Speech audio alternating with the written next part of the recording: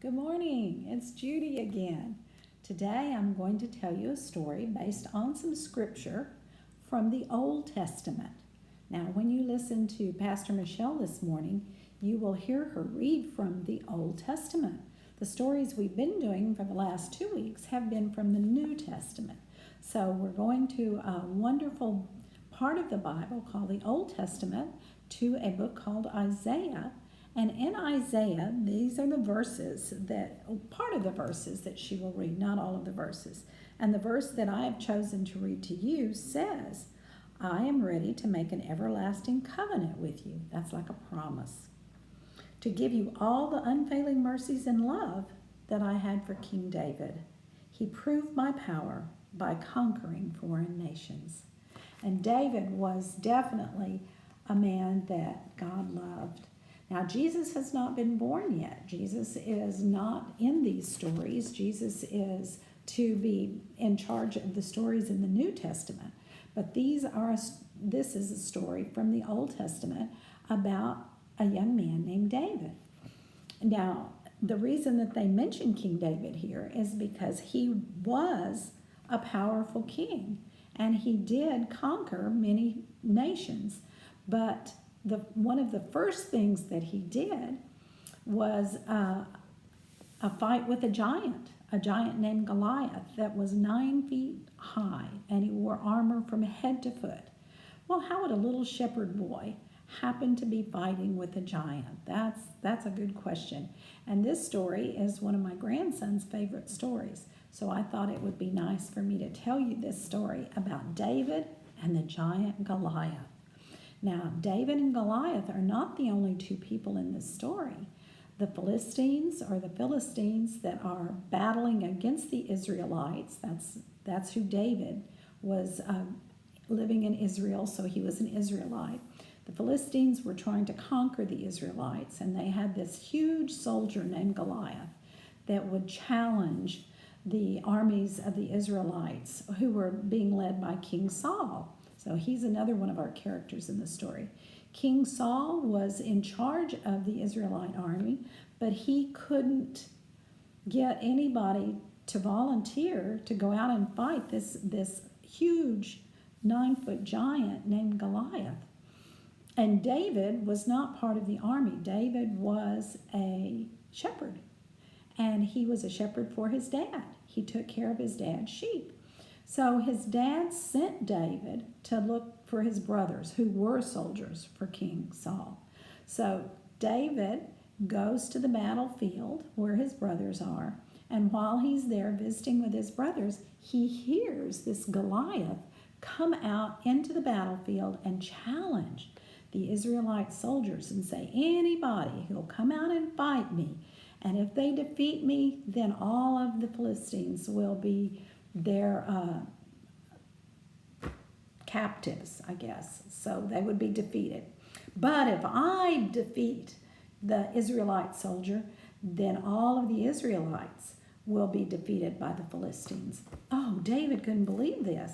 He said, why isn't anybody going out there to fight Goliath? Because you are the Lord's army. The Lord is with you. Why don't you go and fight? And everybody said, you're just a little shepherd boy. You don't know. This man is huge, and he wears armor, and he's a seasoned soldier and a fighter. We're not going to go out there and risk our lives. And David wasn't convinced. He said, God is with us. God will help us. And he was right. God did help him. He said, I will go out and I will defeat Goliath. He had all the faith that he and God together could do this. So the soldiers were so excited that they had a volunteer that they took him to King Saul. They said, King Saul, this young man, David, will go out and fight this 9-foot Goliath. And King Saul said, oh, if he's going to do that, I will reward him and I will put my armor on him. So Saul puts all of this armor and helmet and all of these things on David. Well, David couldn't even move. He said, no, this is too heavy. It's too big. I cannot wear this. Please don't make me wear this. The Lord and I will find a way. And so he gave all the armor back to King Saul. Well, you can just imagine how excited everybody was because they knew David was going to go out and fight Goliath. And of course, he convinced them to have faith because he had so much faith that the Lord would help him and defeat the Philistines and defeat this giant named Goliath. But David had a secret. He and the Lord had a plan. See, because David was a shepherd, he had defended his flock, his sheep, against bears, bigger than him, lions, more ferocious, wolves that were trying to attack his flock. And he had become a very, very talented slingshot person. So he knew how to use a slingshot, and he wasn't telling everybody, I'm going to use my slingshot on Goliath. But the Lord knew, and David took his shepherd's staff with him. So when he got to the battlefield and Goliath saw this little shepherd boy, no armor on, and a shepherd's staff in his hand coming to the battlefield, he thought that was hilarious. Ha, ha, ha. He laughed and laughed. Oh, are you going to hit me with your shepherd's staff, and that's supposed to make me afraid? Ha, ha, ha. On his way to the battlefield, there was a little stream, a little brook of water running, and David leaned down and found 5 little stones, 5 little rocks that he knew would fit in his slingshot and would do what he wanted them to do, because he had used his slingshot before and he knew what his slingshot could do. So he picked up these rocks and put them in his pocket, and he went on to the battlefield. Well, he was far enough away from Goliath that Goliath was not ready to bonk him or pulverize him or anything else. Goliath was waiting for him to get close up so he could just use his sword on him. Well, David didn't need to be close up. He put one of the rocks in his slingshot, and he got his slingshot going very fast, and he threw that stone at Goliath. And of course, he knew how to throw it so that it would hit Goliath right in the forehead.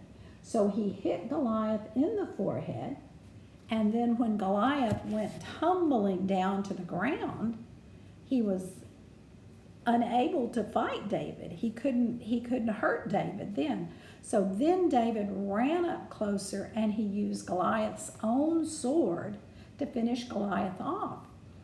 And so when the Philistine army, saw that their huge giant Goliath had been killed by this little shepherd boy, David, they ran. They turned around and ran. And of course, this was the Israelites' chance to win this battle, to win this war. So they, of course, overtook the Philistines and were the victors of this battle, and they won the war. So, of course, King David was King Saul, not King David yet, but King Saul was very thankful for David, the shepherd boy, who would later become the king, helping him. So, of course, he gave David many, many wonderful rewards.